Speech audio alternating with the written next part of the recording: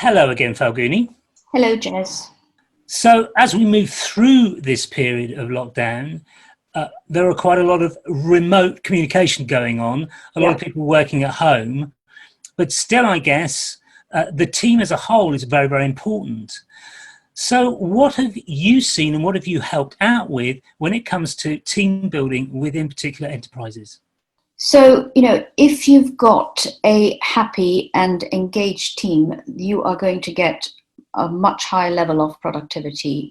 People are going to want to carry on working and, they can see the results.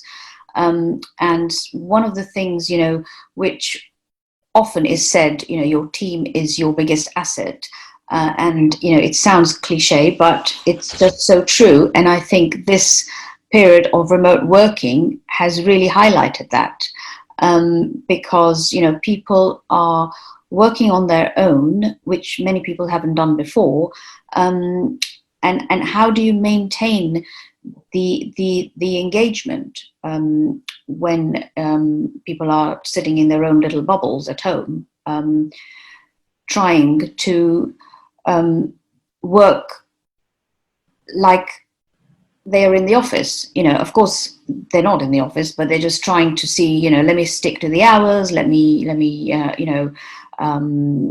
work out a structure, let me have a lunch break, that time I normally have. But it all becomes quite difficult after a while.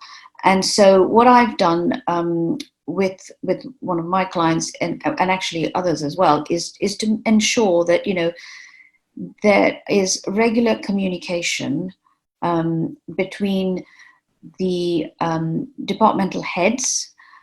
Not only that, but also at a lower level, having one-to-ones with employees, because people are feeling, now this has gone on for a long time, and people are feeling quite isolated, and just worried about how things are going to pan out, and so really making sure that there are regular meetings, making bosses and owners are making themselves available whenever somebody wants to speak to them, and also sharing regular outcomes of what's happened in the week. For example,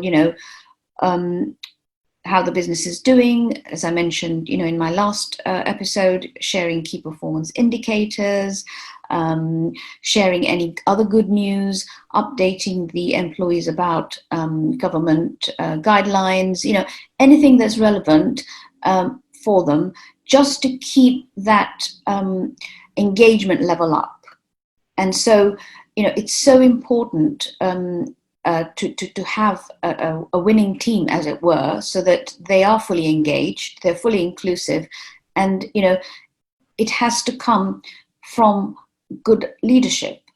The first thing is leadership, and so the bosses, the MDs, have to really make sure that they are really stepping up as leaders. They need to communicate the goals of the business to the employees. They need to ensure that the employees know what the rules of the game are, as it were, what the culture is. They need to have an action plan of how they're going to get, reach these goals. They have to ensure that there's risk taking. So if an employee says, "I've got a good idea," listen to it, try it out, and there has to be 100% participation and inclusivity. So all of those things together make for a winning team, and that's what I have really helped one of my clients to do. So, really, you're saying great team building comes from great leadership. Absolutely. Absolutely. Excellent. Thank you so much, Falguni. Thank you.